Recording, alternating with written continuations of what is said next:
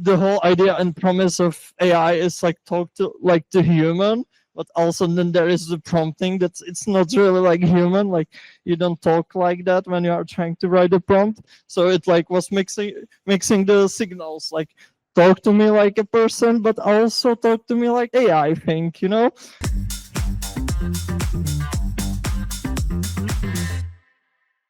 Alrighty. So, everyone, welcome in a Pipedrive Prague office. And today we got the fabulous opportunity to listen to product experimentation stories from our talk, from our speakers, from various discipline, from product. We're going to have designers, we're going to have product managers. All basic information before we start. First, please, toilets, you will find them out of the office on your left. First left, marked as female. Second left, marked as male. So that's when it comes to that. Also, you probably already noticed we have a lot of tasty food, amazing drinks. Please go help yourself. Let's just stay respectful and mindful towards our speakers. So today, meetup could be held only because we have another lovely co-host who help us hold it, and it's a ProductTank. I will ask Magdalena to come and tell you a bit about what it is.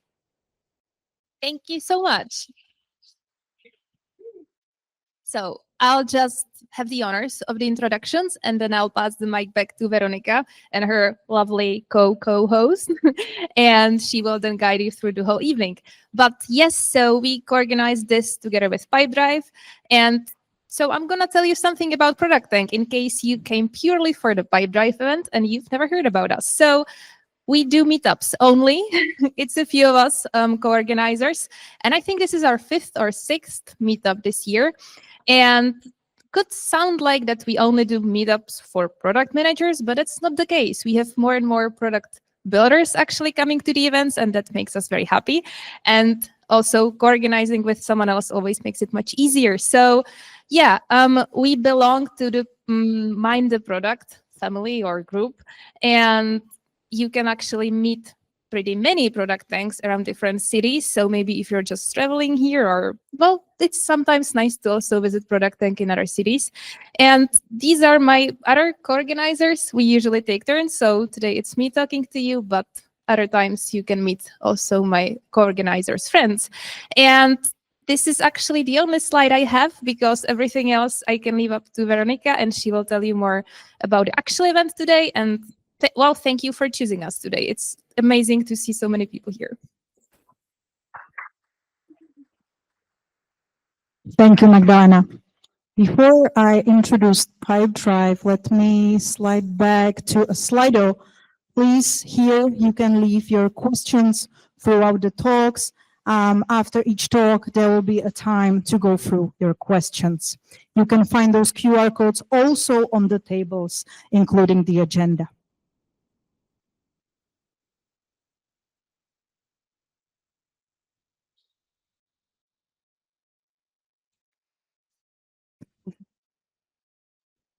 Okay, so you heard a bit about a ProductTank. Now let's talk about Pipedrive. You are at the moment in the Pipedrive offices. Before I describe everything you can also find on the slide behind me, can you raise your hands if you knew what Pipedrive actually does before you read it on the slides? That's actually cool. Awesome. So you already know that we are a CRM. We are a smart tool for salespeople. That's actually how it was founded as well. Bunch of 5 Estonians, sales guys, actually thought that there might be something to help us to do the sale better. And in 2010, the Pipedrive was founded. At the moment, we are all over the place. As you can see on the map, we have 10 offices in 8 countries. We grew and have 800 plus employees, and are unicorn proud since 2020. And have over 100,000 clients. I would like to also talk about the Pipedrive Prague office, where we are located at the moment. It was opened in 2018. At the moment, we have approximately 45 employees here, and many nationalities. You can also find here a lot of expertise in the house. We have a product folks, we have developers, we have support engineers, we have analysts. We are actually, I would say, strategical engineering hub. And during this year, 2 new tribes were established here in Prague. Our engineers can actually architect and develop and influence the core of our products. I would like to also mention that the satisfaction score in this office is quite high, as you can see. It's a 94%. And why I'm mentioning that, guys, we are on the constant hunt for new colleagues. So please stay tuned, check our career pages, and you can find that we have some open positions. So that's a bit about Pipedrive. From this company is also our first speaker. So I welcome Ponzer to a stage to tell us a first product experimentation story. Thank you, Veronica. My name is Almonser. I'm a principal product manager at Pipedrive. And when I'm not product manager, I'm actually a trained barista. I love coffee, love the coffee scene in Prague. Been to some very nice places so far. So today I'm gonna tell you how to win. And I already have the answer actually, which is by learning faster than everyone. So I want to ask you to think about product or service that you love. Just take a moment and think of any product that you experienced with recently and you loved. Could be the camera, could be your iPhone, could be this screen.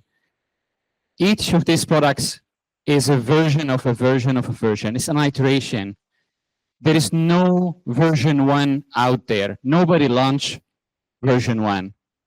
So everything we have today is an experiment. So every product out there today is an experiment, an iteration with an aim to learn and improve. But for us to have this mindset of experimentation, we need to do a shift. In many places, we see this concept or mindset of the scissor approach, where politics win the roadmap, where the highest paid person decide what is next and it's going to be built, where amazing storytelling and PowerPoints decide where the resources should go. It's either success or failure, ego win, but what happens? He gets stabbed, it's out. What we're going to get to is the scientist mindset, right? Where we are ready to be surprised, where we are ready to be proven wrong, where we are iterating and continuously learning. So as product people, the goal is not to say we are right, but the concept is we have an assumption of what right could be, let's test for it. So this mindset shift is super critical on this path towards experimentation. It's a mindset that should be adopted across the company for it to be successful. Booking.com, I don't know if you know that they run so many experiments. I've heard from a friend there, they actually barely do research. They run multitude of variants. You open their like page and you're mostly gonna see like, or not feel many experiments they have. And the CPO there said that you need to ask yourself 2 big questions. How willing are you to be confronted every day by how wrong you are? And how much autonomy you are willing to give to the people who work for you? If the answer is that you don't like to be proven wrong and you don't want employees to decide the future of your product, it's not going to work. You will never make it for the benefit of experimentation. So this is the mindset and the shift from this I am right to the experimentation mindset.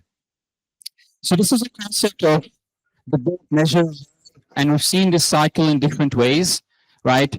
You are building to prototyping or testing, measuring this experiment you've just run, then analyzing and iterating.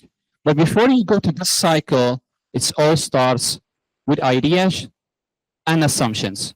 So all of us will have a million ideas at the start. And with these ideas, you have assumptions of what the reality is and what customers really want, right? What you want to do is be able to run this cycle as fast as you can, as cheap as you can, as many times as you can. So you could test for these assumptions and ideas.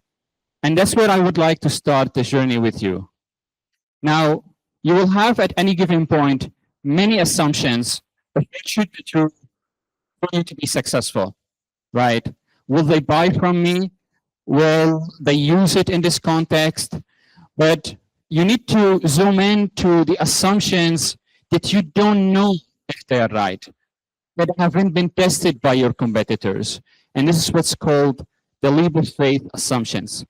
So leap of faith assumptions are those assumptions that must be true for your product or service to be successful. And they haven't been yet tested by anybody, including yourself. So with your team, you are always thinking, what is this? And if you know the answer to this assumption, you're not running an experiment. You're trying to prove yourself right. And as we said, this is not the right approach to go about this. So some questions to help you uncover your LOFAs or leap of faith assumption. Will they use it where they are? So is it about the context? Will they adapt in order to use it? Will they buy it repeatedly? Is it a SaaS subscription? So those kind of questions and many others could help you and your team to think together what actually our leap of faith. And you need to be able to zoom in and go from here to these few questions. And this is where you want to launch your experiments. This is where you want to design to learn. And this is a framework that you could use with your team, which is called the hypothesis statement. So once you have narrowed down to the leap of faith assumption, you want to build a hypothesis statement where you capture what do you really want to do. So the first thing is you need to ask yourself, if we run this and this, so here is you describe the experiment and how it will work. Then, so what outcome you expect for your experiment? Which will you measure by? And here is a place that's very important. What metric will you be using to decide if you were successful or not? And what that success would look like? Because if you don't have that success metric and you run that A/B test and you get 20% significant, you don't know, like, is that good, is that bad? So not only you need to decide on a metric, you need to decide on the success and share it publicly with your team, with your stakeholders, and agree on it upfront. And this together would be the hypothesis statement that you should design ahead of your experiment. So if we then, which will be measured by, and the success metric will be. We will see this in example at the end of this presentation with one experiment we've run recently at Pipedrive. Always keep in mind that you are designing to learn, even when you are like launching the product at the end, right? You launched and it's in GA, customers are using it, you're collecting feedback, you're learning from this feedback, and you're immediately thinking of your next iteration. Now, when we think experiments, we run immediately to A/B tests, for example. This comes a lot, especially for us in software. And software is a great place to be running experiments because it's much easier than the physical world, right? Especially when you have traffic. But before you decide what tool to use, you need to ask yourself, what are you trying to validate? Are you trying to validate the problem? So is this problem worth solving? You don't want to spend time, energy, and resource on a problem that doesn't exist, or 2% only of your customers actually feel it or have been at it. Because this problem that you'll spend X amount of resource will get you no ROI. Are you validating the market? You don't want to build something that nobody will actually want or use. Or are you validating the solution? So you've got the problem, you know it's strong. Now you want to know, is this the right solution? I've been there recently, or I spent so much time, right, on a product that I wish I could run an experiment at, right, at the beginning of it, and could eliminate a lot of time that went wasted, right? So always think, and I have a trail of those experiments. So you don't want to spend a year building something that will eventually not be used. Nobody wants that, right?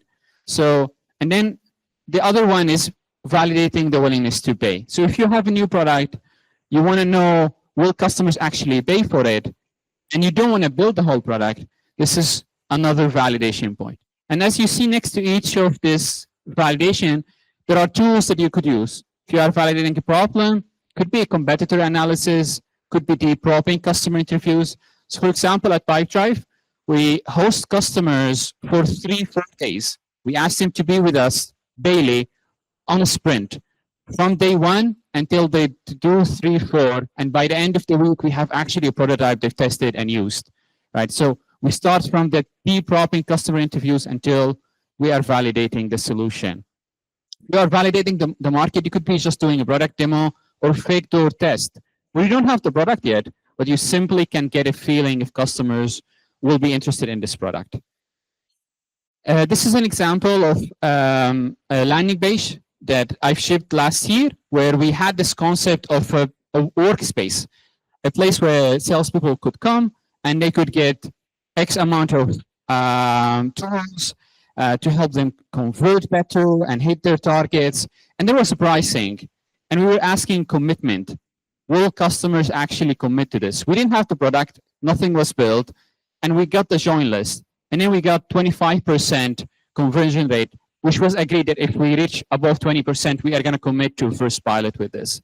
So we launched this, we shared it with a few customers. They gave us, like, we had 1,000 customers joining the wait list. And not only we validated that we want to launch a pilot around this, we now have a list of customers whom we could start releasing this product to. And this cost us a day from an engineer and a designer. Maybe less now with all the toolings we have, like Lovable and all the AI tooling that I'll speak about later. Now, when you want to design an experiment and build an experiment, always think, what is the quickest and cheapest path to experience, right? If you are designing experiment for 3 months, then you are building the actual product. So what is the fastest and cheapest way to experience? I don't know if you remember the Google Glass, right? Who here remember the Google Glass? How long did it take the team at Google to actually build their first prototype? Any guesses? That's actually correct. So this was the first prototype of Google Glass. So they actually used the coat hanger, like their notebook and its sheet protector. And this is how they experience. So many people, when they see this kind of product, they think, oh, they spent maybe millions to get the first one, right? But this actually took them, like on their first day, they had that. So if Google was able to do that, and it was many years ago, today with Lovable, I bet we could do it much, much faster. So as mentioned, we need to think, what is the quickest and cheapest path to experience, to know and invalidate as many options as you can, because this is how you cycle through them until you know you have something and move forward with it. Very well. So today, as mentioned, we have amazing tooling around of us, and it's what I call the scientist lab assistant. So from the qualitative research and insight analysis, where you could summarize interviews very fast with like Gemini or custom GPTs or Perplexity, where like you could run competitive analysis. You could get help in setting your hypotheses, experiment design, prototyping, and learning eventually with Notebook LM, which making like speaking with all the data you have much, much easier. So I'm using 2 to 3, 4 of these tools to be able to jump into a new area very, very fast by just like using Notebook LM or one of our custom GPT. So like if Google was able to do the Google Glass one day, we are able to run experiment in a shorter period of time. We have actually a UX research intern. We've designed it a long time ago by one of our colleagues in the research team that help us, for example, where we are going over the research results. So this is a custom GPT. We have few of that in our company as well to help us run through this, or like prepare for a script, or decide what is the best test to use for an idea we have. So this is just an example of that. Now I'm going to take you through an actual recent experience we've tried to launch. I think, can you catch the difference between these two screens? 14 days trial. Exactly. So we have this like our home page, and our hypothesis was by including the duration of the trial period in the call to action text, we will be more transparent to potential customers and increase trust in our brand. This will lead to increased signups to the free trial. We are using an A/B test with that, and the primary metric will be visitor trial. So let's say if you are like a high paid person in the room, you know your things, you have many, many years, you decide, I don't want an experiment. Just add that try 14 days. Like, why are you overthinking, right? But actually, we've lost on this experiment, which means that the variation with the 14 days was converting much worse than just saying try it free, right? Now, if you decided that you are a big boss, you have big ego, and try 14 days is the right way to go, you will be losing money because you are be losing signups.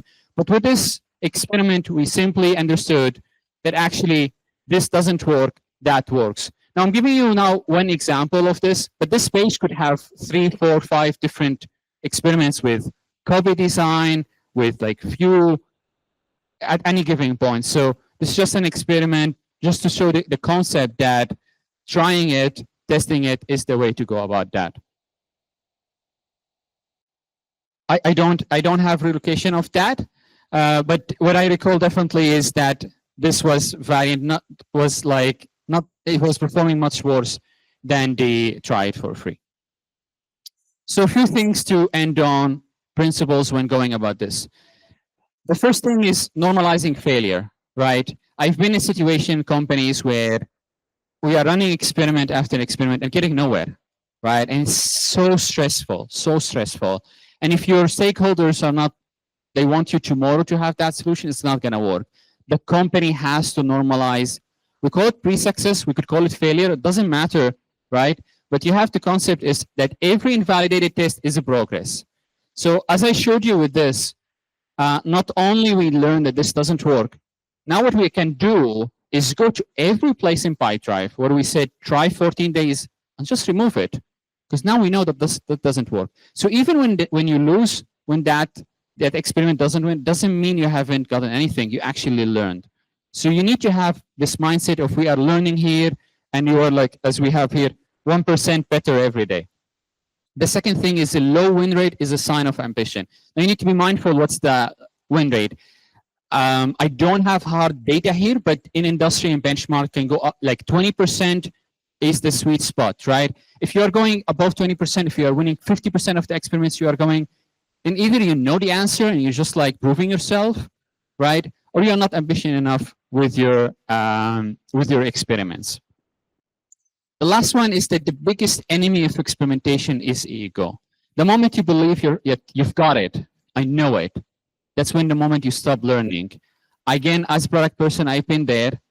I was like, I started with that experiment. Everybody was happy. We like customer was happy, got good evidence. And I said, that's enough. It's good. Thank you so much. Let's start building. And like 3 months, 4 months later, we released it. Customers are not happy. Because between that first experiment and the launch date, a lot of things change. As product people, we know that, right? Like you've learned something new, you removed that, you added this, you didn't test for it. You think you tested for it, but you haven't. I've just recently launched a product and I was surprised, right? I was surprised that it didn't perform exactly as we hoped to. Why? Because we stopped learning. So as mentioned, and as I shared at the beginning, you need to always continuously be learning and not go into the trap that you got that ego, your identity is tied now to being right, and this is where you stop learning. So going back, where is V1? It doesn't exist. Nobody shipped V1. I was looking for the first iPhone. It looks horrendous, right? Like just try to Google the first iPhone prototype. It's nothing like what the iPhone is. Nobody shipped the V1, right? But it helps us to get the version we have today. So V1 doesn't exist. What exists is iteration and the pace at which you learn from it. Thank you so much. Happy to connect. My name is Alonso. I hope you got something out of this.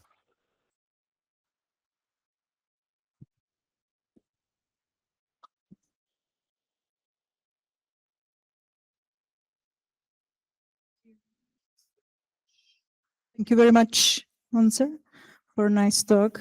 The biggest enemy of experimentation is the ego. That's what I like the most. Let's go through the questions. Before we go through the Slido, someone from the audience would like to ask maybe something? Okay, all right. Question from Lukasz. How do you balance small experiments for fast learning with bigger and bolder ones with potentially larger impact? Yeah, thank you so much. Very good question.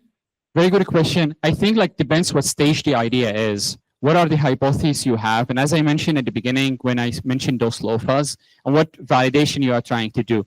And as you go forward, this assumption you've validated multiple ones and you are focused now in one place. So for example, our growth team is trying to experiment with the like visit to trial or visit to what we call it visit to 90 days. Right? We want to see our customers moving from visit to trial, trial to sign up, trial to paid, and paid to 90 days. They're running various and many experiments at any given point, right? And this is where we are launching experiments. When it comes to bolder ones, we sometimes as well launch pilots with Pipedrive. So for example, when we have an area where we have strong confidence that this area is moving forward, we just recently launched a pilot around a new area at Pipedrive, and the team is taking a group of people from different kind of like backgrounds, like from engineering team, analyst, and for a few months they're running multiple experiments in this big bold idea until the end of this area and the end of this period. If all is successful after building the first prototype, we're going to move forward with that. So yeah, I hope that answers the question.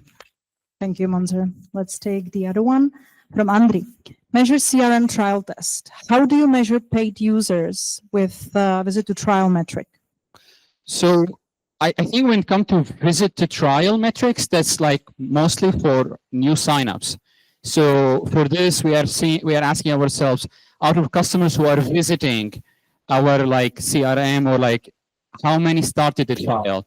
So we have a good idea, for example, how much our paid marketing bringing to Pipedrive every month, and we want to try and see what can get more customers to trial. So for that visit to trial, they are still not yet paid customers, and we're just making sure that what they see when they arrive to Pipedrive homepage is something they're interested in, it resonates with their researching or searching for, and they're ready to start the trial. Later on, once they start the trial, they have 14 days to use Pipedrive, and this is when we are like measuring the trial to paid. And as mentioned, it doesn't end there because they could start a paid trial and many customers stop coming. Like for example, we have this concept, and I think many has, it's called mayflies. And those mayflies are customers who start the trial and never come again the second days. And so for visit to trial, there are like plenty of experiments we are running on our homepage with our web team to see what copy, what article is driving trial to our customers. Sir, let's take a next one. Question from Tak. How do you get buy-in to suppress opinion of highest paid person in the room? So I'm gonna share a story, like a real story. A friend told me, like they worked in one of like big hospitality industries, and somebody there said, "We're gonna go with this kind of interface, right? I've decided it's done." And then the person said, "Can I run an experiment around that? Is that okay?" And they said, "Okay, run it, but we are gonna go with this." And they ran a very small experiment and showed how that decision could have cost the company so much money. Right, and that helped that person when they saw the data, right? When they say the data evidence, so it's not opinion anymore, it's data evidence that changed the way to go. But in general, as mentioned, honestly, in my opinion, it needs to be a mindset that all of the company is taking, right? If few people are having this mindset, it's gonna be uphill battle. So how to get to buy-in? It's not about suppressing, it's using as much as you can the data that's available to you to back the evidence. And it's not about making yourself correct more than the other person, but help them see like your viewpoint based on evidence. This is the way to go, I think. The next one from Joe. Maybe you mentioned it, I was late, but do you use guardrails, metrics that should not move for the experiment to be successful? I love this. I love this question. So definitely you need to have like, what is like, and this is the concept when you're running multiple variants or multiple experiments. So you need to have a way to isolate this. Not one metric went up and another metric came down. So absolutely, you need to know that, you need to have that, because you might run an experiment around one metric and the other cause that to go down. So definitely is something we look into. Alrighty. Question from Lucia. Have you tested the whole user experience, or is it CTA on website only? From my experience, tried for free, set the wrong expectations of getting a free version, and customers get later frustrated. It was only 14 days trial. Did you check also metrics for how many people subscribed to paid version? It's a very good point. Very good point. I just want to mention that when customers actually click on that, try it free, we do eventually, they have a flow. They don't immediately land in the product. They have a flow where they are aware and at moment zero that this is a paid trial version for number of days. So customers are aware of that, not that we just say try it for free and suddenly they don't know. And of course, we don't require a any kind of like card for you to be able to test this product. But later on, once this 14 days are finished, you are constantly reminded that your trial is ending soon, etc., etc. So while it says try it for free, the customer immediately, as they enter their own info, they are informed about this. So no weird black patterns or design that we use at Pipedrive. Thank you very much, Monzer. Being mindful of time. Sorry, guys, we cannot go through more of these questions, but it's a great opportunity for you to go and ask Monzer once there will be a networking phase. Why I'm cutting it right here is because I will invite another speaker on the stage. Monzer, thank you very much. It was brilliant. Thank you so much. I'll be around. Find me and let's chat. Thank you so much. I will ask Jakub from Too Fresh to come on stage so we can listen to another amazing product experimentation story from him. Thank you.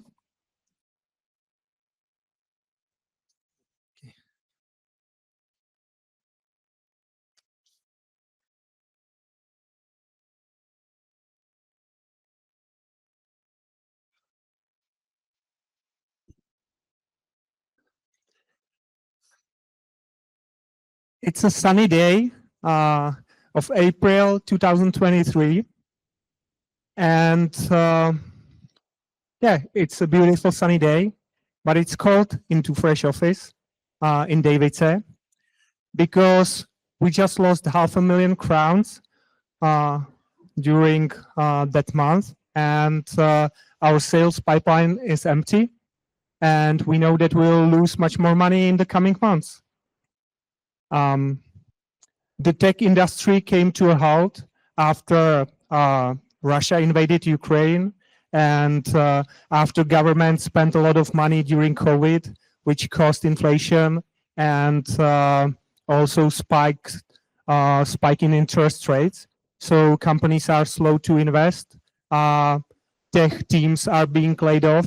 A lot of designers, a lot of engineers lost their jobs. Yeah, and I'm sitting in a room with my co-founders, my business partners, me, Tomáš, Kamil, and Lukáš.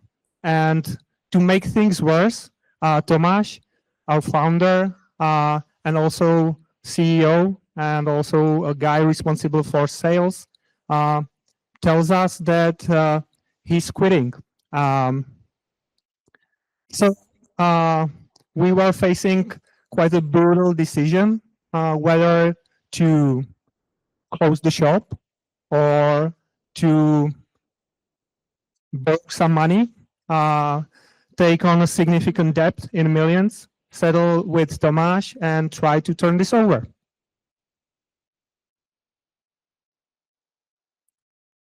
Okay, intermezzo. I am Jakub. I run TooFresh, a product design and UX design studio. We live for design. We believe that great design is great for humanity. Everything around us was designed by someone, and the amount of care that people or that the person or the company that built the product put into the product will show. And we think that great products make people happier and more satisfied. And also good design helps companies raise profits and cut costs.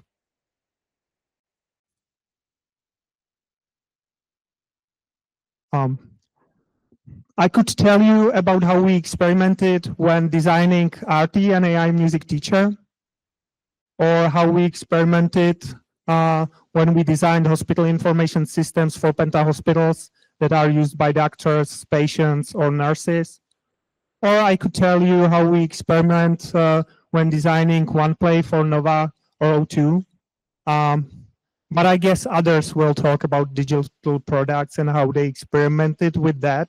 So this will be a talk about a different kind of experiments, the one that you do with your organization. Oh. Sorry, I was too fast. So Act 2, designer turned sales guy. So as you probably guessed, we decided to take on the challenge that we'll settle with Tomáš and try to turn that over to keep the company, keep TooFresh alive.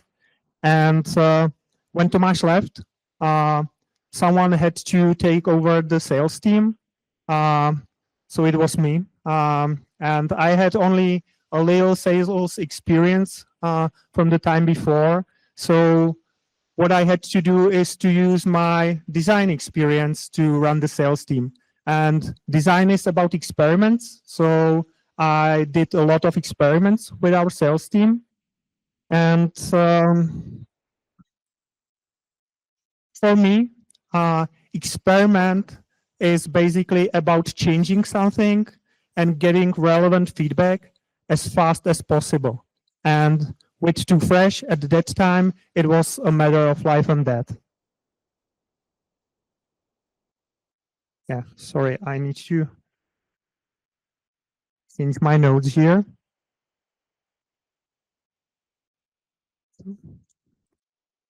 X3, first experiments. Work for our team, but we didn't want to let people go. So we decided that we will cut our price dramatically. We reduced our price by up to 40%, sometimes giving up all the margin we had.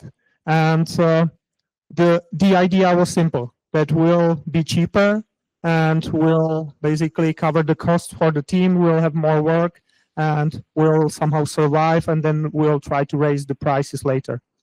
And yeah, it was quite a gamble, because if that didn't work out, we'll probably have to close the company and we will accrue more debt at that point of time. But it soon became clear that it's quite a success, because I guess people like to get designers in a Black Friday sale, or maybe if people like when they buy one designer, they get one for free. Yeah, so it worked. We stopped losing money, but not all experiments went that well.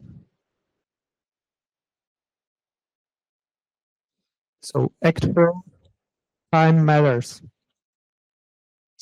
Desperate to get new clients and raise our prices, I actually hired a company to get us clients in Western Europe, in US and Israel. So it was an experiment, of course. Their goal was to do an email campaign and arrange as many meetings with prospective clients as possible. and paid £500,000.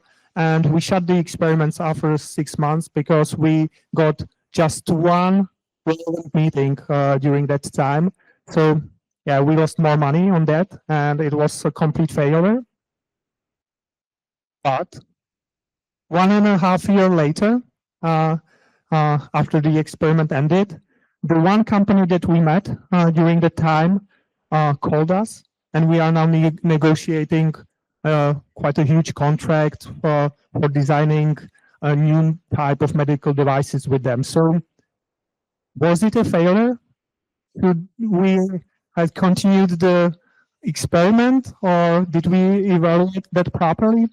So that's the tricky thing with experiments, how to evaluate them properly.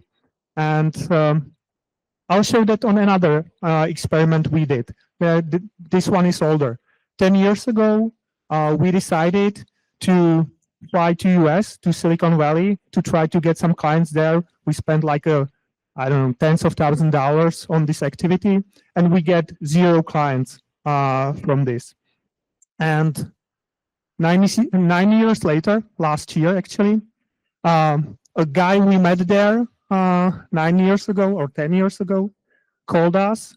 It was Vojta, a former Apple engineering manager, and he told me, "Hey, Jakube, I just quit Apple and I'm starting a new company. I'll be building an generative AI app, and I want you to be our first designer."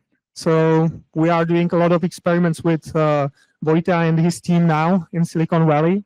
And yeah, so how do you even evaluate experiments like this when our sales cycle takes 9 years? So I have the answer. Maybe. Okay. Act 5, measure the right thing. So in the summer of 23, I ran another experiment, and I actually hired a girl to do a sales outreach on LinkedIn. And at first, her goal was to basically arrange as many meetings for our company as possible. And at the beginning, it seemed to work really fine.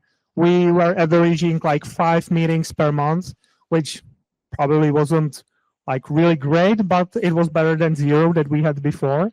So we considered that a success. But after a year of cooperation, the number of meetings was slowly dropping, and at the end of the cooperation, we were paying the costs for arranging one meeting were like $2,000, which is a crazy amount.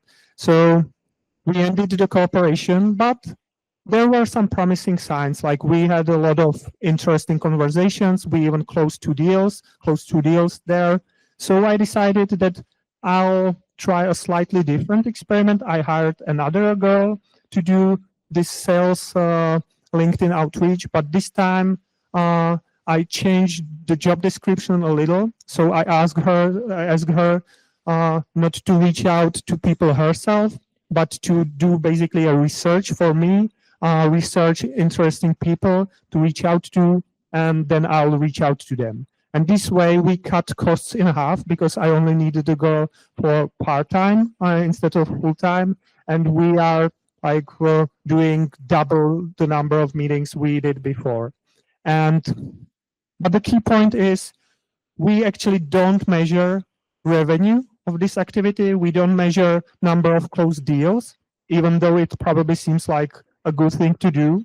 But what we measure is number of meetings and number of meaningful connections and conversations, because our sales cycle is so long that it doesn't make sense to measure revenue here. So yeah, and I believe that meaningful conversations and meaningful connections lead to meaningful business later.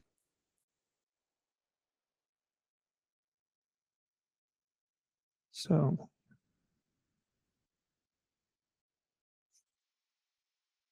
there's a wrong paper. This one is good. So Act 6, move quickly. So now I know that some experiments take time, that you need to evaluate them properly. but sometimes you want to move really quickly and cut experiments fast. Another experiment I tried was we tried Lead Speaker. It's like AI-powered sales outreach or LinkedIn automation sales tool. And my expectation was that it will help our LinkedIn specialist get rid of tedious, repetitive work. But like very quickly, after just a week we used it, it was obvious that it won't do that. It's maybe it's helpful in some aspects, but it gives you more work in others. But it took me another 2 months to decide that we won't use it. So we paid like $400 per month for a single license for it. We could have saved a few bucks, and if I cut that experiment faster. But the most important thing would be probably that I could have used the time to do another experiment there. So sometimes you need to wait for the results to do the decision. Sometimes you should move quickly. So yeah, epilogue. It's October 25, and we are doing great. We grew by 30% last year. We will grow by another 30% this year. And we have a stable sales team, 7 people. We do a lot of experiments. I can share them maybe later in a conversation. And yeah, we have new clients from the Fortune 500 in US, in Switzerland. And what we also do is we experiment with our internal structure to make sure our future is also ready for us. So we've built our internal design leadership team that takes care of our designers. We hire more people there. And nothing of this would be possible without experiments. So what are the learnings?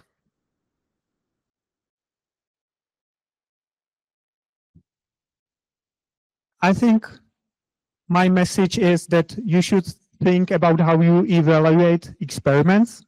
Sometimes you have to give them time. Sometimes you have to move quick. And you should think about metrics, whether you use the right ones. I think that's sometimes the most obvious metrics aren't the right ones. For example, with us, when we measured revenue, that wasn't the right metric to optimize for. And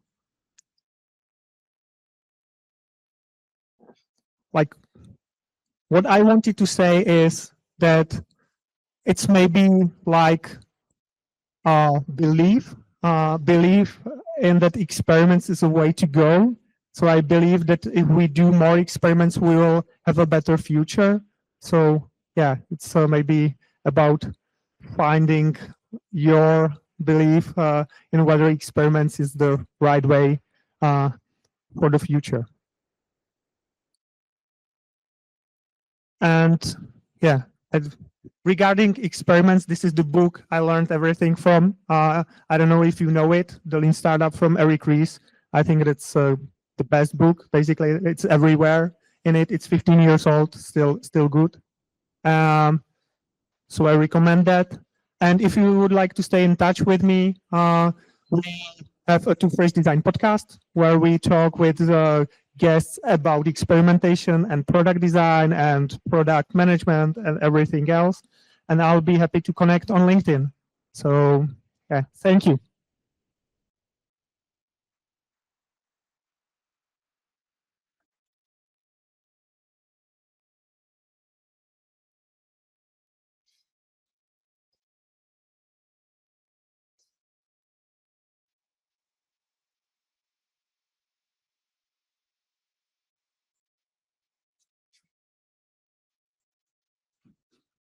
She was eating, sorry.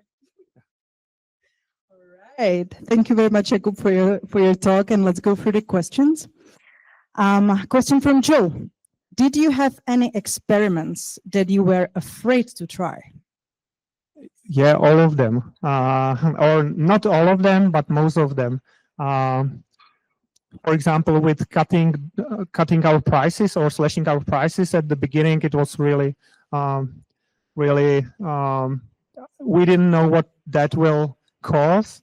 I think, like of course, the biggest experiment was that we even took on the challenge to try to save the company. I think that was a crazy stuff. I don't want to do that again. Yeah, so a lot of them.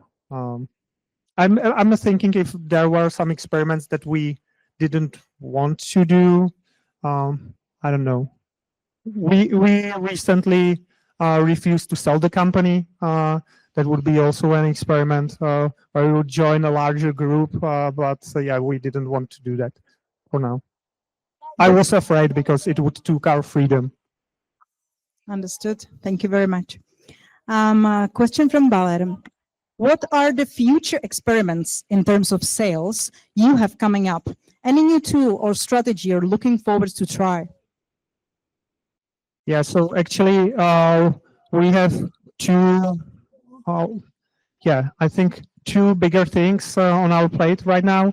First is because we got more clients in Switzerland and in US, we want to try to get more clients from those markets. So I'm flying to New York in November for a month to try to get new business there.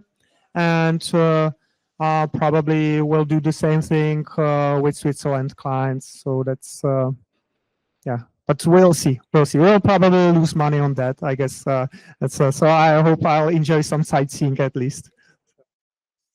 Thank you. Question from me. We were talking about having a fear with each experiment, right? That's quite natural. It would be weird if there wouldn't be a fear, right? Especially if those are important stuff. But was there an experiment which you haven't performed due to that huge fear, which was that terrified that you just said, that's a huge risk, we're not going to do that? Yeah, I'm thinking. Yeah, one experiment we wanted to try was, because I will talk about sales. So I was seeing a match of Slavia in Eden with, I don't know who it was, Dukla maybe, I'm not sure. But yeah, I get this idea that we can maybe rent Skybox or like a VIP place there. So it will need more tickets to be able to get business partners there. So it was like a huge number for us. So I was afraid to do it. So I was afraid that it's more like me being a fan of Slavia rather than having business results. So yeah. Understood. All right. Thank you very much for your talk. Okay. Thank you.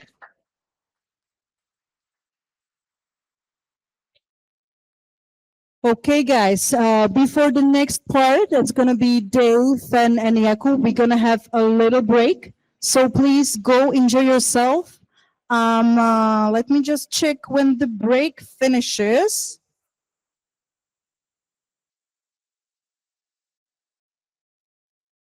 I think that we should start at past. So please go ahead, 10 minutes. Alrighty.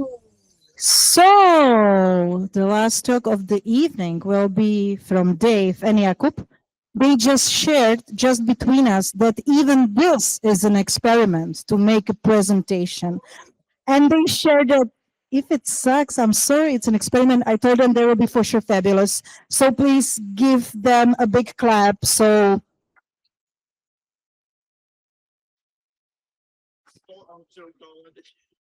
I think it still works. Yeah. Good. For the people at the bar, if you want to join, there are some places free here. Anyway, first of all, thanks Almonser, thanks Kuba. I think Almonser very much set the stage for this.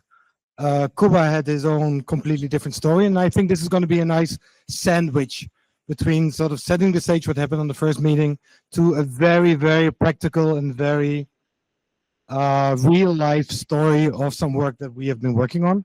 My name is Dave Ruzius, that's Kuba. We're not going to introduce ourselves, read the introduction. And we're going to talk about an experiment, or a big series of experiments, I must say, we did at the previous company where we just where we joined.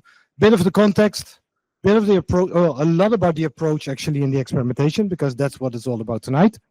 And then some good stuff maybe for you guys to take home about tools we used, practices we used, maybe some conclusions and some lessons learned, and we'll take it from there.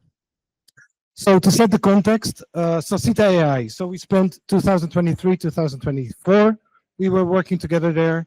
Check them out. I mean, they're building very high quality and very sort of specialized and complex 3D product configurators. Think about going online and try to configure your anything from a boat to a kitchen to a smoking device, Bloom, for example, for American tobacco, Japanese tobacco, mind you. So 3D configurators where you online configure your product to your liking. They're doing a great job. They have an amazing team there in development and product, and a very skilled 3D designer there. And what was happening in 2023, 2024 is, especially the management was positioning a concept called conversational UI as a differentiator from competitors. I mean, there are a lot of 3D configurators on the market, simple plugins into Shopify to very complex custom-made configurators. And they thought conversational UI, that's the thing. Like, let's talk to the configurator instead of clicking around. So that was sort of the starting point. Almost this conversational UI had was recommendations to the user. Typical LLM type of stuff. Answer questions of the user might have about the product and the configuration. Let the user make real-time changes to the product in natural language. So rather than using a lot of selectors and pickers and what have you, let the user use natural language to do so. The there was that if you don't have like a real life showroom where you can showroom your product, this would be the best replacement of this. So to create a shop-like environment where you can work with your sales assistant and your shop assistant, basically. And then especially this would be useful for products that are very complicated and have a very sort of a big list of customizations and features. This is how they presented nowadays on the website, and I invited the current product manager of Sosita, but he couldn't make it, unfortunately. But this is how it is presented now. So that's the promise that was made to the market, at least. So the product in question, where we started our sort of journey of investigations and experiments, was kitchen ranges. Kitchen ranges, mind you, I don't have a thing like this in my house, but these things in the US, they cost around $100,000, custom made, in any color you can imagine. This is the product we were customizing, and this is the customer we had as Sosita AI. And this is also the customer we could use as part of the experimentation with some issues I will get to. Custom made, high quality, expensive kitchen ranges. I don't do personas typically. I don't like personas. I'm a jobs to be done type of guy. I like context. I don't like personas, like a white male, 42 shoe size, something who drives an Opel. This case though, it's an American older white wealthy woman. That plays a role in trying to push for a solution to a problem that maybe doesn't exist. Okay. The configuration in this case consists, like they said, a lot of different components, colors, styles, and many constraints. Yes, you can build this thing as you like it, as long as it fits. And there's a lot of constraints there. So it's a complex product. And that's what they're good at in Sosita. So I don't like personas, but I put it on the board anyway.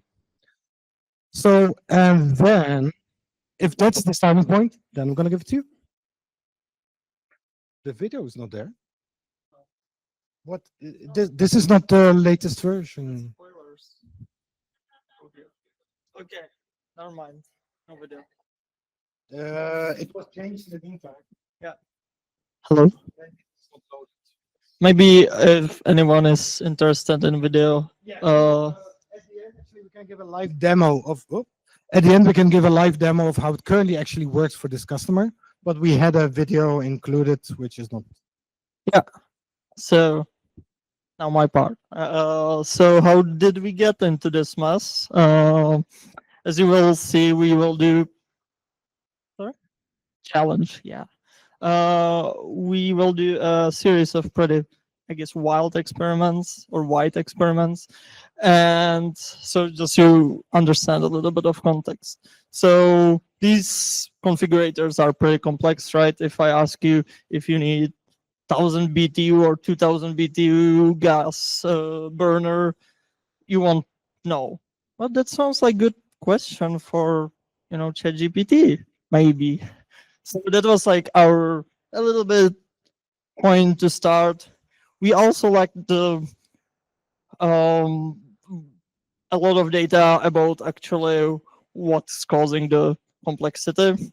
We were also under the time pressure and what I call very diplomatically top-down drive to join AI train, which was, yeah, let's leave it at that and innovate. So that's kind of was the start. So I would say we didn't choose the experimentation life; it chose us. So yeah, let's go into the start point. So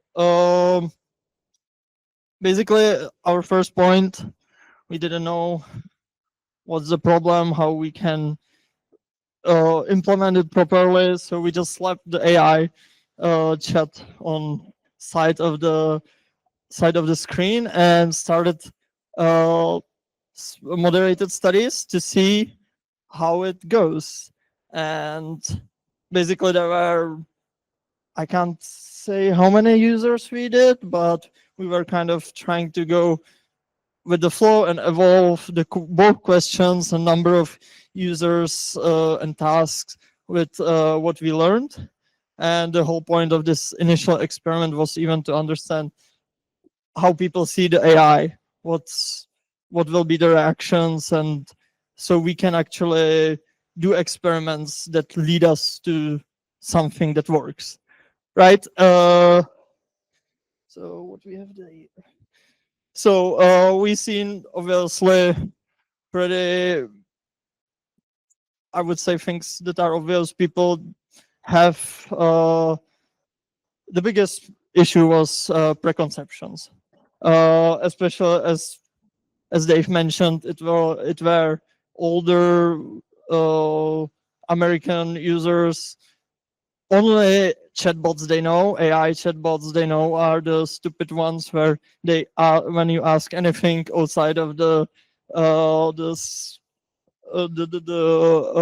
pre-programmed questions, they say, "Oh, what are you saying? I don't know. Repeat yourself." So that was obvious. Uh, yeah. So basically, we did this study, and what we came with was this slide from original presentation that I presented, and I thought it's gonna be super nice to show management, like, oh, it sucks what we are trying. Yeah, they didn't like it. Okay, so as I mentioned, to quickly recap, so people were ignoring the chat. You were watching the people, and they were coming with the mouse almost to use the chat, and then they went to the classic UI. They were annoyed. It's talking to them. Why is it talking to me? And last, not understanding what to do at all. Right? You just slap the chat and like expect them to be able to write at the gas burner. No one understands that. So, but it built a nice base of things that we know that don't work. So this whole approach is kind of, we are trying to reduce things that don't work to approach to something that does work. So next, so the idea went. So they didn't know what to do. They didn't know the chat. So we're gonna force them somehow to use the chat at the start, and hopefully they understand they can talk to this thing, and the thing does the thing that you tell them to do, and it's smart and it's beautiful, and you get the kitchen you want. So we started basically these, we call it discovery screens, and yeah, we started with classic writer prompt. What is your dream range like? And like, you tell me, what's your dream range like? Yeah, write it there. Yeah, of course, no one was able to really understand what the fuck are they supposed to write there. So we started experimenting, adding like, oh, it's actually a person, talk to me like a person, but also there is the thing where the whole idea and promise of AI is like talk to like the human, but also then there is the prompting that's it's not really like human, like you don't talk like that when you are trying to write a prompt. So it like was mixing the signals, like talk to me like a person, but also talk to me like a AI thing, so we were like, okay, maybe we're gonna go more visual and show them like, oh, this is the range. If you write this thing, then you're gonna get this. So we were basically, I'm out of breath, sorry.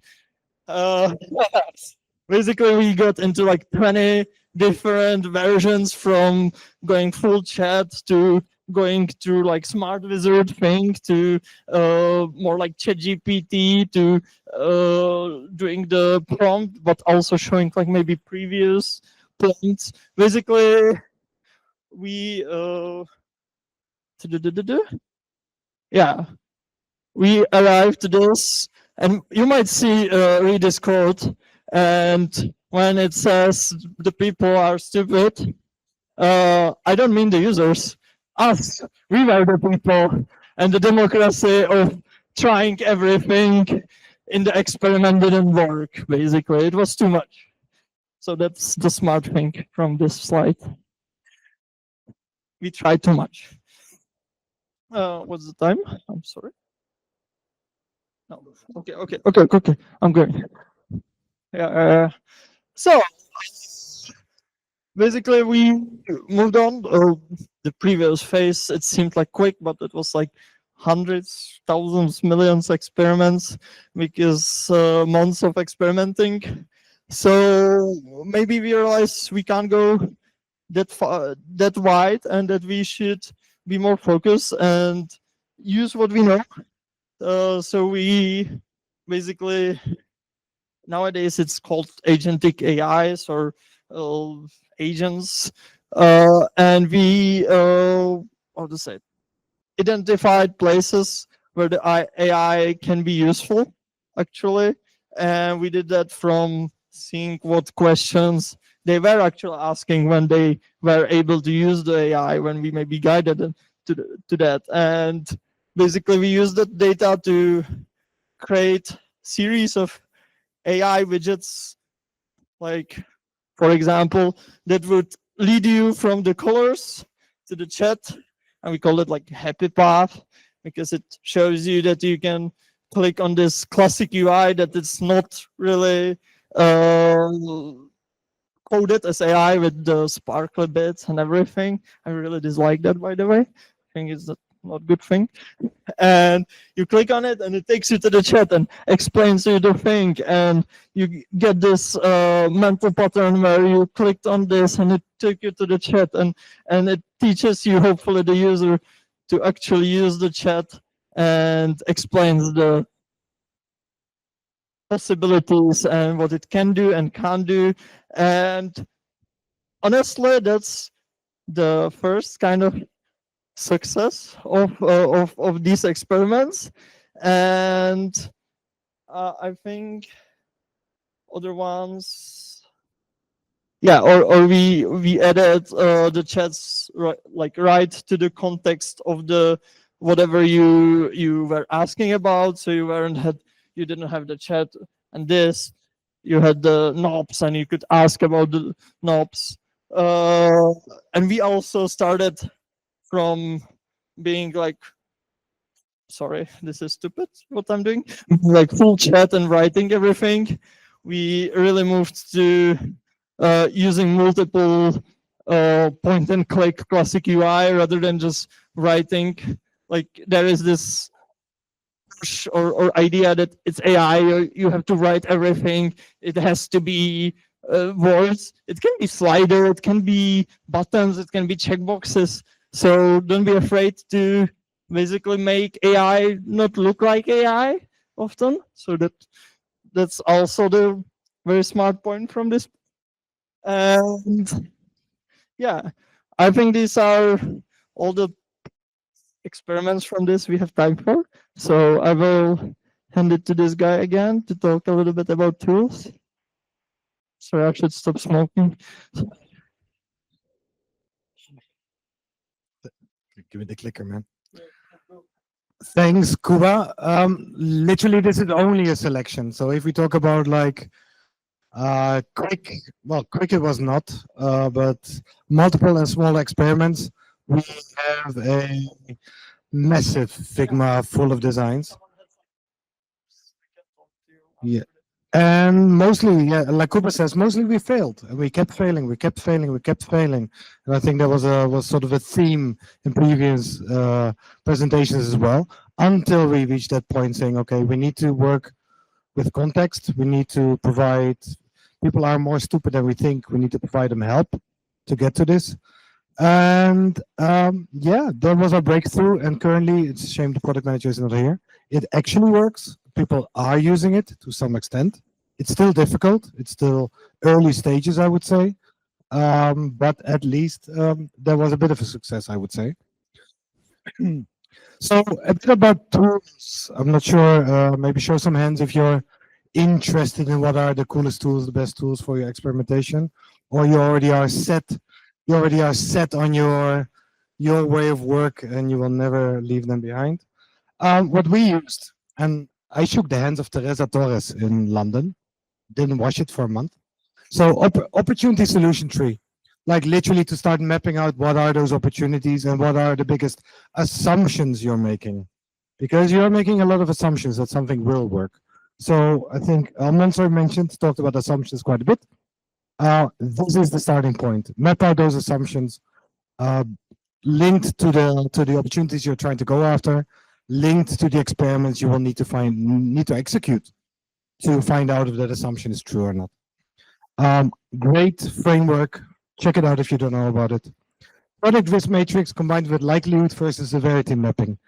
Product risks. If you're a product manager, who's a product manager here in the room? If you're a product manager, basically you're always talking about 4 risks, right? About product feasibility, viability, usability, usability. Yes. Viability, I would say. Viability as a business, usability, feasibility, and desirability you could add there as well. Put it on a map, put it on a matrix and say, okay, where do we see those assumptions? Where do they fall? And what risks do they create actually? And then not only what risks do you have there for your product to work, what is the likelihood that that risk is actually present? And to what severity, if it is actually present. That's a very nice framework as well, because that gives you focus as well. Where should you focus? And we use this during the experimentation. We said continuously, well, we have 600 other things we could look into. What should we be looking into? So this helps you prioritize the risk mitigation or assumption testing or what have you. Visual Website Optimizer. If you would be Pipedrive and you just wanted to change the copy on a button, I would just use this instead of any line of code and install Visual Website Optimizer, and your product manager can change it himself actually or run 20 variants in the meantime. It's a brilliant little tool. Typically it's used for doing small sort of front-end type of changes, but we decided to use it anyway because it's a good tool for segmenting users, like putting them in a group, in an experimentation group, and keeping track of the results and doing calculations if it's statistically viable and what have you. We did the variants in code, bad smiley, because coding is the worst and the most expensive way to do an experiment. Even with vibe coding and what have you, it is expensive. Fake it till you make it, ideally, don't make it. But we did a lot of testing of those experiments, not as code. We only chose for the sort of most, I call them polarizing versions. So when we do A/B testing or ABCDE testing, we actually choose very polarizing and very distinct directions to go, not like things that are very close to each other. We decided actually to test the stuff that's very remote from each other, because that would give us the best insights. Amplitude, my baby, right? Your baby as well, Andrew, now. For analytics and also for screen recording and what have you, it's awesome. Awesome, just awesome. I don't have stock, I wish.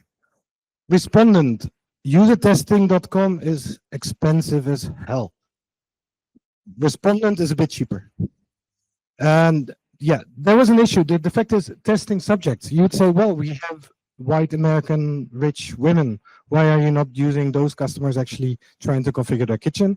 There was an issue with the fact that we couldn't use them because the owner of the shop was actually sort of against us doing this. So we were semi-illegal running experiments on his website, which he semi knew of and semi didn't. But we definitely could not talk to one of his customers. That was out of the window. But the good thing is there's more American white rich women in the US, American women in the US. So we could actually target them. And with tools like Respondent, user testing, you can actually quite detailed get to your target audience, and more people buy kitchens, right? So Respondent, unmoderated, moderated testing, as we talked about a bit. Credits to Natalia. She's not here. She is in Ostrava. She was running those experiments. And Dovetail, yet another thing I love, and I don't have stock. Process your test, generate insights, do transcriptions of your interviews with users, start marking your needs, your pains, your gains, and what have you. It's awesome. Like, if you don't know about it, check out Dovetail. So that's a bit on tools. Fuck-ups, always good. Confirmation bias everywhere, starting at the head of the fish. Our management needed to have this succeed. So confirmation bias everywhere. Every single data point we delivered, sorry to say, he was able to find something positive in the negative. So we had a sense of confirmation bias as well. I think as a product manager at that time, I wanted to have it succeed as well. But it's dangerous. It's so dangerous. So dangerous. So try to get that out of your system. In initial launch without measurement, there was a screenshot here where it was actually launched as a closed chat. There was just a button that said Design Assistant. And when I joined, that was actually the state of this product. And I said, how many people are opening this? No, they said, literally the answer was like, no, literally the answer was, we don't know. Like, wouldn't it be wise? Yeah, and said, why is it there? Yeah, it's an experiment. I said, how can you not know how many people are opening it? So we launched initially without measurement. So having a baseline was actually difficult. The baseline for us was 0, because that was also the reality. As I mentioned, we didn't have direct access to real users because of this relationship we had with the client. Measuring is hard. I love data. Measuring is hard. Interpreting data, back to the confirmation bias as well, is even harder. What are you seeing? What are you seeing when the flow of the user starts changing? What does it actually mean? Are there factors that you're forgetting about? Maybe it's influenced by something else. Measuring is hard. Interpretation is even harder. Coding, even fast. I mentioned this, most expensive discovery method. So stay away from coding as long as you can. And it's time. Okay. Product. Well, not everything is a nail. So, I mean, one-on-one product management, problem first. One-on-one product management, user first. So it's actually those two things. So try empathy, try to get in the heads of that user and try really to look carefully at that problem. Was it actually a problem? Yes, this is a complex product, but yes, the classic UI worked, right? Measure every single thing. First step as a product manager or designer, when you come in somewhere, say, okay, here's product analytics, mix panel, what have you, get it up and going.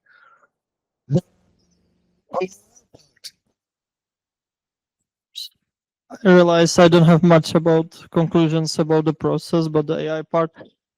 If you have the wealth of time with your users that you can teach them things, please take the time with the AI and take it step by step. As there back then used to be skeuomorphism in buttons when they look like real life buttons. We need to do same with mental patterns. It's not just about the visual, it's also about try to bring the real life examples, processes, patterns that they know, and try to apply it, combine it with AI, and it will make the learning of AI much easier for the users.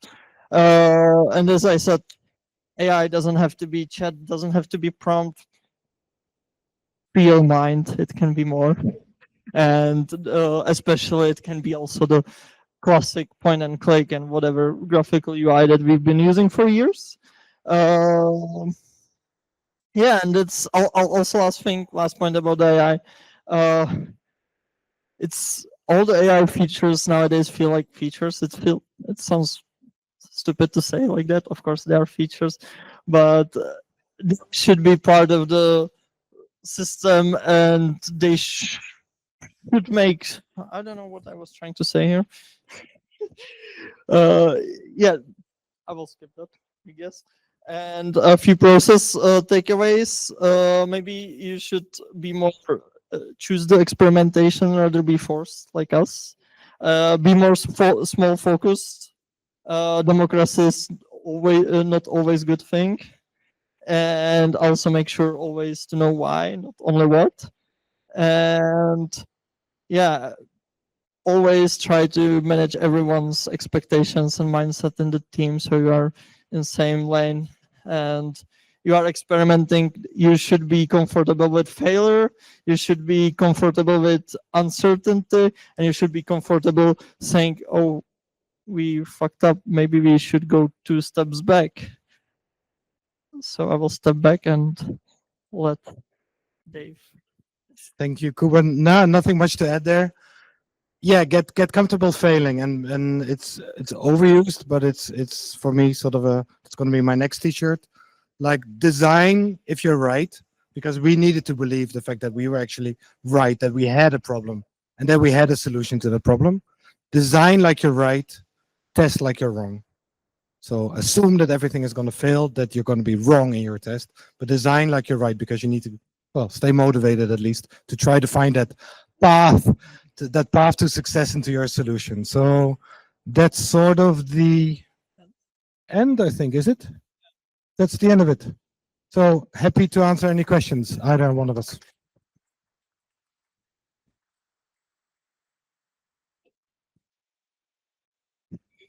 Thank you, Dave and Jakub, for your talk. So first question from Tak. It is funny how product designers who talk about AI ignore laser pointer in their hand and use old school finger. Is it because bad product design? Jakub, let me take this one. You seem like a too nice person to take this one. So, Tak, thank you very much for your comment. I would say next time you can come and show us your spotless presentation skills. Jakub, thank you very much for sharing that. I understand that you were not familiar with this clicker, holding it in your hand for the first time.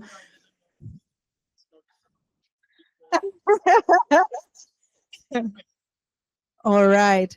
The next question. What was the goal? Why? And have you succeeded to bring value with new UX? Well, the why was starting point was it was pushed technology, or like there was a big hammer in the room, and the company started looking for a nail. Basically, that was the starting point. And to make that successful, of course, and the goal was, of course, to convert more people. If you talk about converting visitors to trial, this was converting visitors to how would you call it? Like a question. How do you call that thing when you ask for a quote? Yeah, quote, maybe. Visitor to quote, that was the target there. So improving visitor to quote, because people dropped off because we thought it was too complex to use the configurator, so they would not reach the ideal product, or the product they would actually do a quote for easy enough. And we saw that was difficult indeed when we started measuring it. So the goal was to improve that path, visitor to quote, basically. Have you succeeded to bring value with the new UX? In the early stages when we left, Did quotes go up? Installed, but it was hard with the quotes, especially for product like these ranges that are $100,000 and there are not many bought each day. So Yeah, the numbers, some people didn't like to. yeah, exactly. The numbers of quotes per month was in the tens already. So I mean, it's hard to say, okay, if it goes from 15 to 17, is that due to this or not? But we were tracking actually, how do we call that metric? AI assisted, oh, design assistant assisted conversion, something like that. We created a metric saying how many people that actually convert to a quote have been using, and we had an activation metric as well. We said at least 3 things they did with the assistant. So we said, okay, these are the events that we want to track. If they have done that as part of their journey on the website, then it's designer assisted conversion. And we tracked that, and it was a small improvement, I would say. But also, I think there were 2 goals, of course, like help the conversion itself, but also kind of the experiments were to discover how to use the AI and assistant in the configurators themselves. So I guess one part was kind of a success, another was minimal to non-success, I would say. The part we discovered something that was working, and I forgot about this. This was the first sort of implementation of this conversational UI. And indeed, the goal was to start using this as part of all the configurators that the company was building and use this as an input for that sort of discussion choice. I actually wanted to ask what's the problem, because it wasn't clear to me what problem we are solving with this. I understand that it's technology being pushed, but how much have you spent validating the problem to understand what needs to be solved eventually with it? I think I've heard the podcast with the product manager of ChatGPT, and he actually said that chat was random. They didn't mean for chat to be, but because it's general purpose GPT, that was they used chat. And here's where I think, like, I challenge you about the persona. Hey, the persona is really important because you need to know how skilled the persona and using the tool you are going to release to them. I mean, thinking like, have you considered other modalities? So it was type, but then that persona you mentioned, maybe voice modality would have worked much nicer, right? Like, hey, have chat warm, and like those kind of experiences, they want to have fun with the experiences. So yeah, the problem validation and focusing on what is the experience away from chat. Chat is, I'm not sure it's the right for vertical, because this is more of vertical AI. I think chat is amazing for like horizontal GPT, like GPT Anthropic, but it's more of vertical. So other modalities would have been interesting to play with. Visual is, for example, as well. Like voice was introduced later on. So it is now actually a feature of this conversational UI design assistant. So voice is there. Some testing we did around that as well. Also not very, it's also difficult to adopt. And also people are not familiar doing this. I mean, but yeah, it would bring it a bit closer to the sales assistant type of feel, maybe, and like showroom type.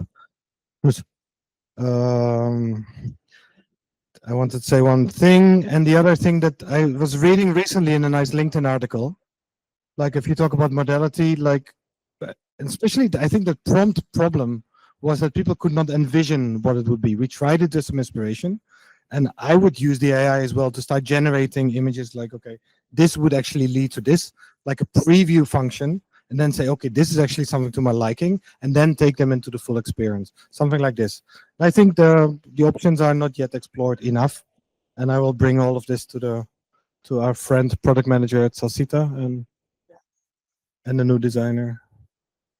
No, I just wanted to mention that basically what you said, that was the idea. We had to start with the chat, and we were trying to move from it through the experimentation by learning, okay, it doesn't work at all. So does it work when we add the introduction with the discovery screens with the prompt? Okay, this doesn't work from this reason. So we experiment with showing them example. Then we try the smart wizard. So that doesn't work either. So we try to combine it with classic UI. And if we worked few years on it, maybe we would get to totally something that is not the chat. But we were definitely in the thought and the idea that you mentioned So yeah, I agree. Just try to give you context that we agreed with you basically. Marek. Yeah, I think it was exactly this assisted conversion at the top of the basically usage in the beginning. Like literally have anyone just use it. I think that was the first goal. How do we get people to use it? And we broke it down in it's not displayed correctly, it's not communicated directly. Imagine there's a handover between the website of the customer and this design tool. Is the handover not done well, or we call it onboarding? So that was the first sort of high level breakdown, and we took it from there. So what experiments can we do in any of those areas? Make it more visible. Literally, there was a blinking button at some point. Do the handover better. So we introduced these onboarding steps. Make the language different. I mean, that was a breakdown. And we took it from there, especially there. Areas you explored. Did you do some other discovery topic? Everything was an experiment, I would say. Other discovery on top of the experiments. Yeah, we looked at competitors, for example. We looked at how other ones are doing. Do you want the video played if it's in the presentation? Yeah, we looked around basically as part of not really experiments. We looked around how that is done. We were also not the first one using like LLMs and AI for not even in product configuration. It was literally taking over. The video is like very simple. It's just literally. Like we hyped you up, but it's like this like So if we can have it, we can show the video. I mean, yeah, it was just now it doesn't make sense. has anyone ever included a video in a PDF document? Exactly. That's also where we failed. So yeah. Failed. Base Just like basically this is an impression of how it works. They are on mobile as well. We have voice, mind you. So they have voice. They have voice. But basically this is how the experience looks a bit on. We are now at 40,000. That can go up easily to 100,000. But yeah, I mean, the quality of that thing is amazing, and you can zoom in into the oven. You can actually fly into the oven if you want to. So you can see a grilled chicken. I see a hand there. Sure.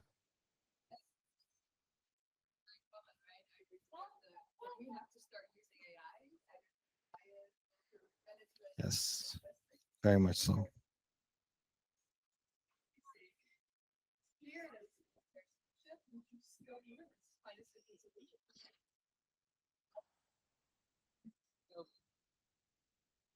Everything is a hypothesis. It's an I have no issue in general to tell the highest person in the room, highest paid person in the room, that everything is an hypothesis, and your hypothesis is as good as any other hypothesis.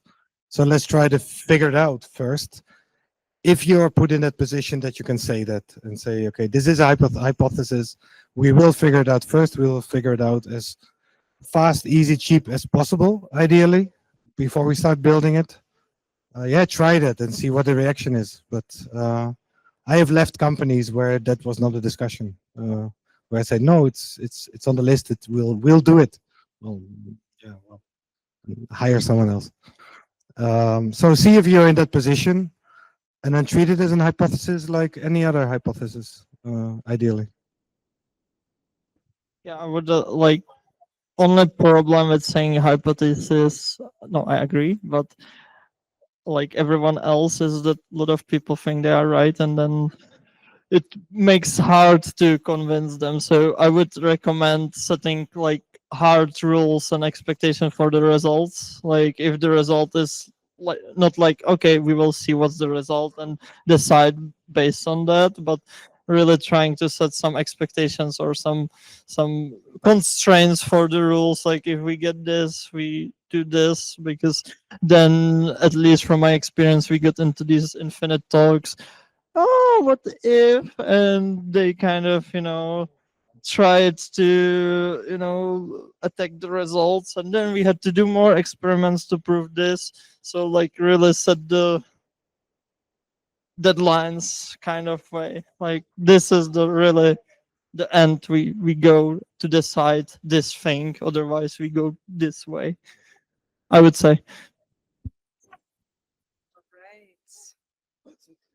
Okay, unfortunately, we're not going to have time for this last one as we need to slowly wrap up.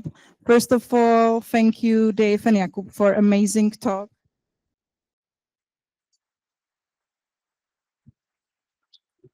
Can I so the other speaker on the stage with me? We have a little something for you guys for coming here and share your knowledge, your product experimentation stories with us.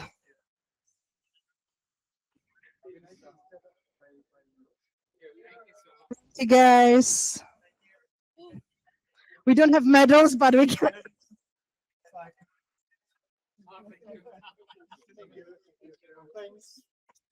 So you wait a second. There will be a picture taken of you. Meanwhile, thank you very much, ProductTank, for co-hosting this with us and making this possible. I don't know if Magdalena is still here, but thank you guys. And that's it.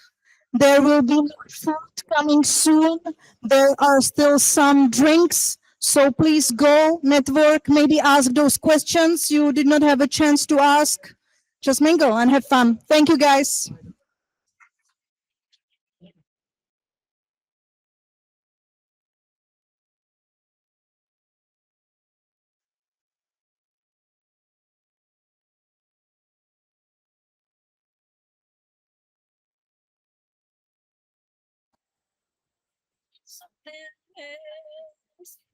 Okay, so you're Brad Pitt. That don't impress me much.